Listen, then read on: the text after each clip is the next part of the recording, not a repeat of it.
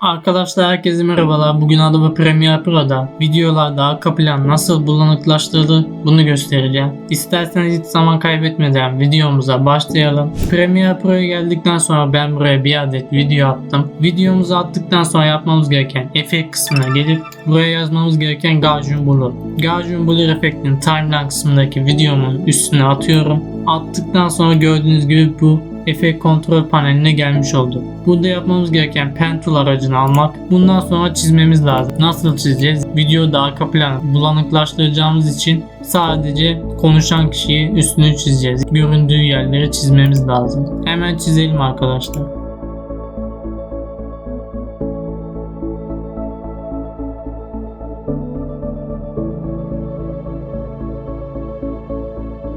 Evet arkadaşlar, videomuzu çizdik. Çizdikten sonra yapmamız gereken burada gördüğünüz gibi Mask Pad kısmı var. Buradan oynatmamız lazım. Yani Track Selected kısmına basıyoruz ve şu an işliyor. Videomuz tamamlandı arkadaşlar. Daha sonra yapmamız gereken timeline kısmından videomuzu ilk saniyeye getirip bundan sonra gördüğünüz gibi bu yerleri kontrol etmek. Herhangi bir kayma olmaması için buradan bu Pen Tool aracından kontrol etmemiz lazım kaymadığına dair.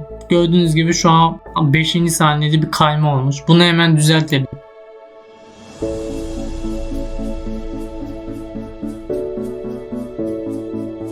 Düzelttik arkadaşlar. Devam edelim. Burada da kayma var. Bunu da düzeltelim hemen.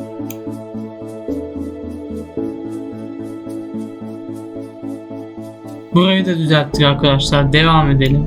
Şurada hafif bir kayma var. Burayı da düzeltelim.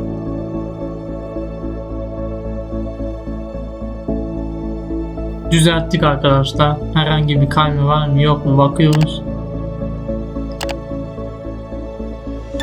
Ve evet, daha kayma yok gibi. Videomuz tamam arkadaşlar. Daha sonra yapmamız gereken efekt kontrol kısmına gelip buradan invert kısmını işaretleyip onun altında blur kısmına bir bulanıklık ekleyeceğiz. Bunu 30 yapalım. Gördüğünüz gibi arka plan bulanıklaştı. Videomuz bu kadar arkadaşlar. Kendinize iyi bakın. Görüşmek üzere.